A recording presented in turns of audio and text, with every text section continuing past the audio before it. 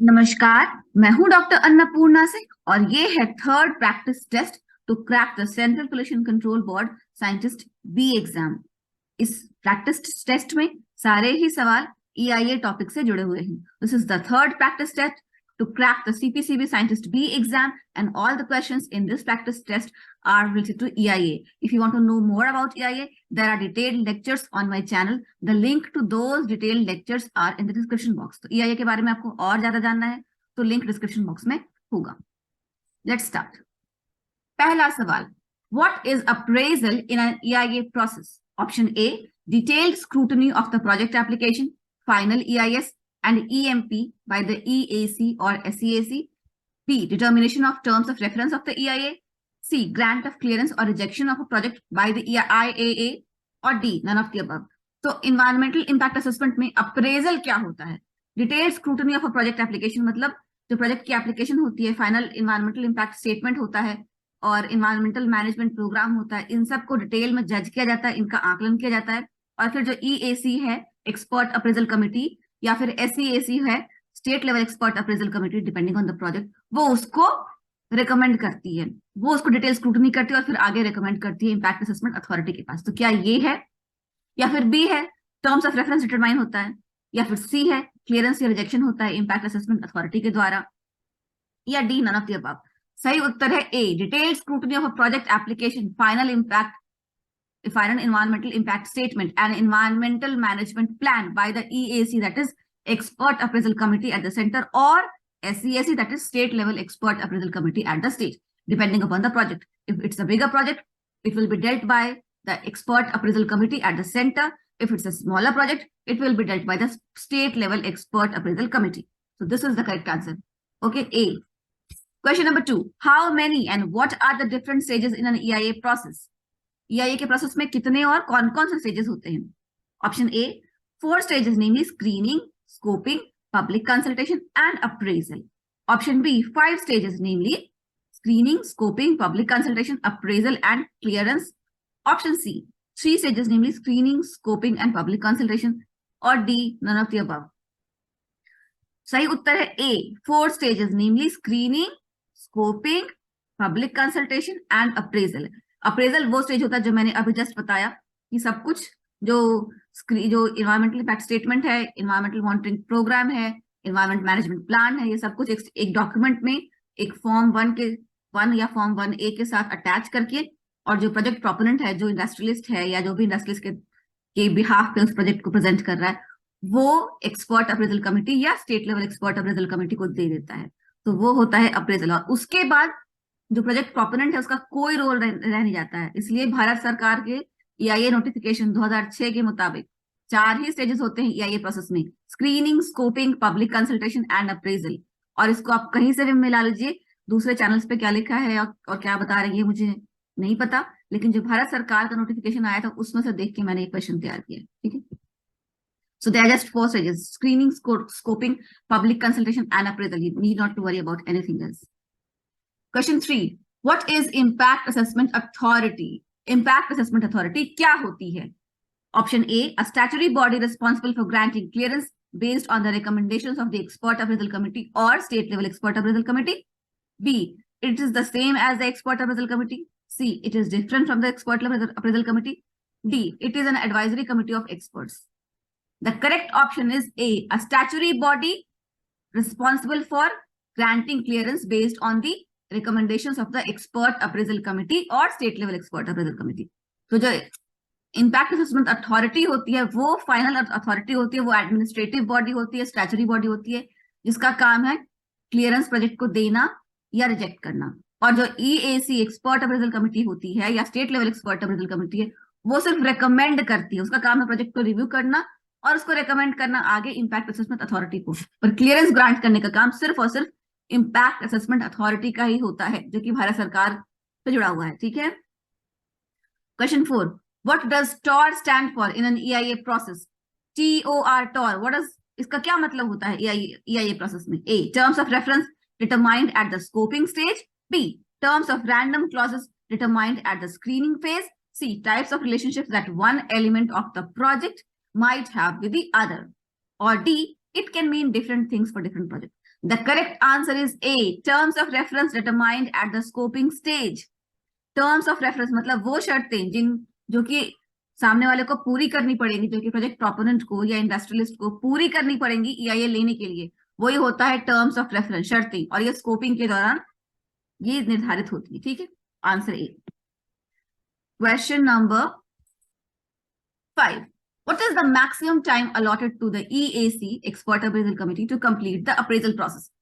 तो अप्रेजल जो expert appraisal committee करती है उसको पूरा करने के लिए उसको एक समय सीमा निर्धारित की जाती है। कितने दिन होती है वो समय सीमा? 60 दिन, 30 दिन, 90 दिन या 45 दिन?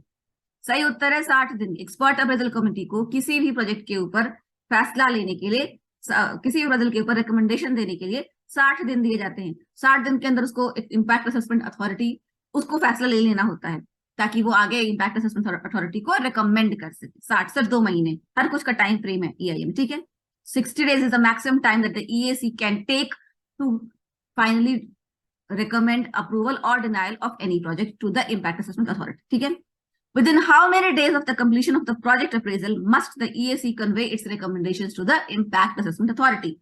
तो एक बार जब इम्पैक्ट एक्सपर्ट अप्रेजल कमिटी ने अपना फैसला, अपना रिकमेंडेशन लिख दिया कि ये हो गया, तो उस रिकमेंडेशन को इम्पैक्ट असेसमेंट अथॉरिटी तक पहुंचाने के लिए उसको कितने दिन दिए गए हैं? कि पहले एक प्रोजेक्ट प्रोपोनेंट ने एक्सपर्ट अप्रेजल कमेटी को सब कुछ दिया, एक्सपर्ट अप्रेजल कमेटी ने कह दिया कि ठीक है आपका प्रोजेक्ट सही है, उसको क्लियरेंस देना चाहिए, हम क्लियरेंस रिकमेंड करते हैं। उस प्रोसेस के लिए तो उसको 60 दिन दिए गए, लेकिन क्लियरेंस तो इम्पैक्ट असेसमेंट अथॉरिटी देगी। तो अब एक्सपर्ट अप्रेजल कमेटी को इम्पैक्ट असेसमेंट अथॉरिटी को कन्वे करना होगा कि कितने दिन में आपको, और वो कन्वे करने का भी एक टाइम लिमिट है, इधर या तो 15 दिन है या 30 दिन है या 45 दिन है या तो 60 दिन है। सही उत्तर है 15 दिन। Within 15 days, the expert appraisal committee will have to convey its recommendations to the impact assessment authority regarding grant of clearance or rejection of any project. Okay? Okay? Any doubts? Let me know in the comments. What is the time frame within which clearance on any project must be granted by the impact assessment authority after it has received the recommendations of the expert appraisal committee? Now the impact assessment authority has the recommendation of the expert appraisal committee. Within what time should the impact assessment authority give its consent? So either it's 45 days or 30 days or 15 days or 60 days. Answer is A, 45 days. एक बार impact assessment authority के पास expert appraisal committee ने भेज दी file, तो 45 दिन के अंदर impact assessment authority को फैसला दे देना होता है लिखित में। ठीक है, which of the following project types or activities has the maximum validity period of environmental clearance? So first we need to understand the validity period. So validity period is the day on which your clearance is granted till the day on which the entire construction of the project has been completed and operations have begun. Okay, so validity period is different. It's not like once you have environmental clearance you have 100 years to complete the project. No, there's a fixed time limit.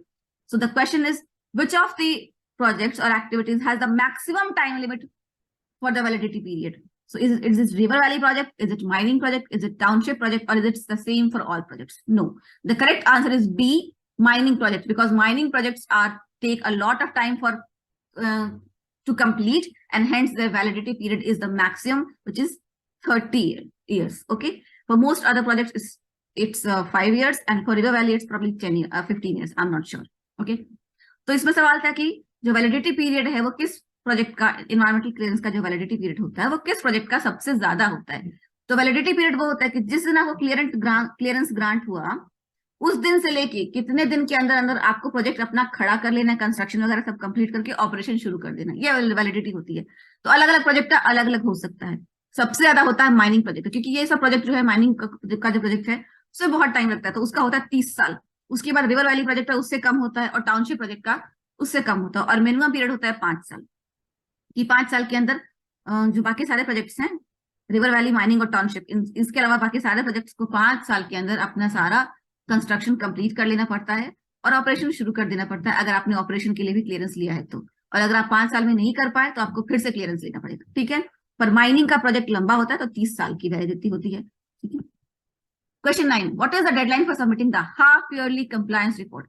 हर साल किसी भी project activity के लिए जिसके लिए environmental clearance लिया गया है उसको एक इन्वायरमेंटल कंप्लायंस रिपोर्ट सबमिट करती है साल में 2 बार। तो कौन कौन सी डेट को सबमिट करनी पड़ती है? June 1 and December 1, or January 1 and June 1, or March 31st and September 31st, or there is no particular deadline? Correct answer is 1, A, June 1 and December 1.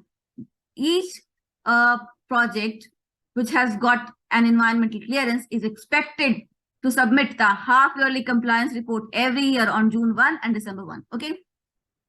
Question 10. Which of the following category of projects does not require detailed EIA?